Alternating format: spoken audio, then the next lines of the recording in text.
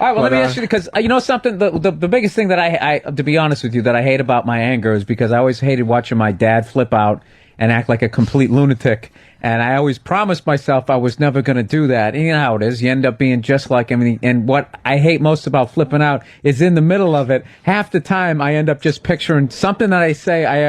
I picture my dad, doing that like 20 years ago. You know, and he's in tighty whities with his T-shirt tucked into him, which is also really creepy. The issue is that our parents are our models. So if nobody really models anything different, there's sort of no other way of dealing with it, until you learn another way. Somebody has to sort of show you and find out. I mean, if you want a really serious answer, do you? Yeah. No, I do. It must have been really hard for you and frightening as a little kid to be watching this. Oh, you so didn't want you to go that way. Can't you just give me like a formula?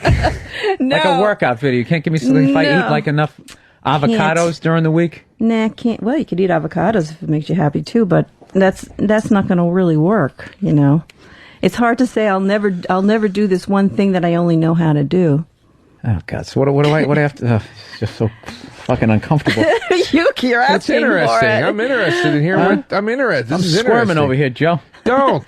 This is it. This is what's going to make it better. It's embarrassing. No, it's not. It's interesting. Oh, is it? Oh, I'm serious. It's more interesting when it's happening to you. Can I ask you something? Okay. I'm not going to tell you when I'm going to answer it. You don't have to answer me, but I'm wondering if you're... That's right. I don't, lady. No, I'm you kidding. don't. See it that? You're working now, so is your off air or your off stage persona, are you as angry off stage as on? Yeah, am I as angry? Oh, yeah. Most of my jokes come out of some sort of anger. So you have found... I'm telling that story on stage about wanting to beat up the 4-year-old, and I gotta admit, the amount of people who laugh at it, not just laugh like, oh my God, that's crazy, but the people who laugh at it relating, it just makes me feel better, because I'm like, I'm not the only one who wants to beat up a 4-year-old, but doesn't do it. Exactly. The whole point is you don't do it. These fantasies of doing all these kind of things is fine. But you're uncomfortable about the feeling so angry. But you're not acting on the things, so that part of it's okay. To be honest with you, you want to get into this shit, it's really fucking up my relationship with my girlfriend because she hates the anger, it causes tension. When I was dealing, with the cable company there, and that guy wouldn't give me his name, if I had some sort of black belt, my hand would have gone through the coffee table. That's how hard I hit it, and she just, It's scary for her. Yeah, caused her to jump. Yeah, but I think it's kind of a turn on for the broads, Well, maybe at certain times, but maybe not during the cable company interaction. Yeah, well, because she's probably feeling the way you did when you were a little kid with your father. Yeah, that's exactly it. Because she described it one day. She just said, you create this tension in the relationship. And it's like, that is the exact same thing I felt when my dad used to come home.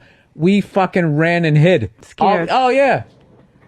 Yeah, it was scared at first, and then, I don't know. But you never knew what was going to happen, No, but you know what? But then, what came out of it was humor. Came out of it. My brother, you know what he used to do? This is like genius. My brother had, those boom boxes with the dual cassettes? Yeah.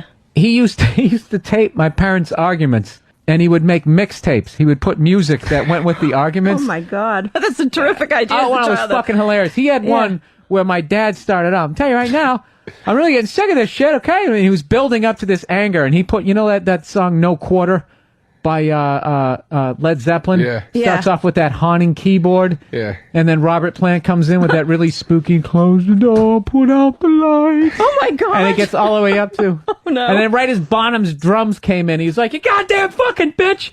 And we sat there... God. As 8-year... all of us, whatever, 6 to 12 at that age, all of us, and we... We're fucking dying laughing. We played it for my mother. She was laughing. We all, you know what? We all ended up laughing about it. Children have no... There we go. This started up, okay? I'm going to do my dad right now, okay?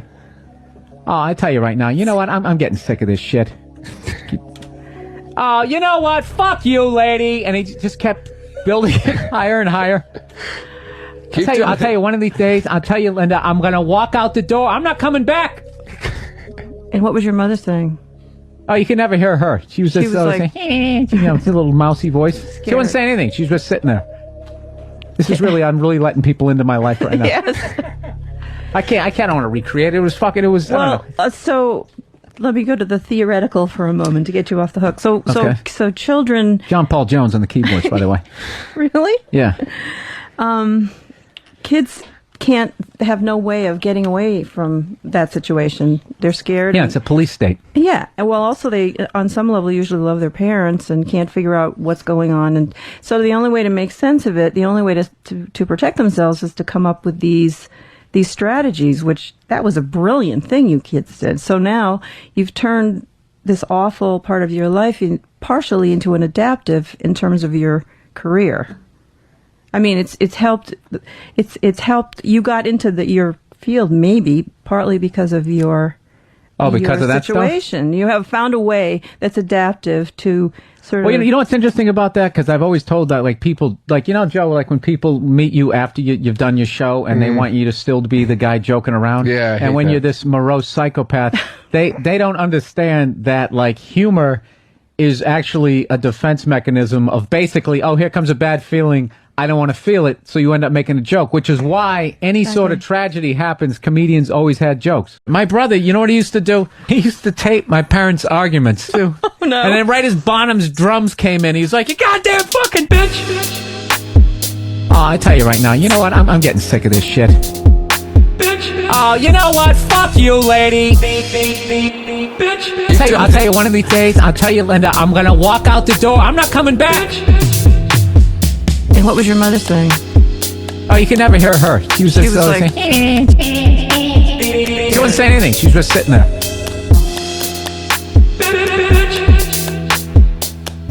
I'm really letting people into my life right now. Yes.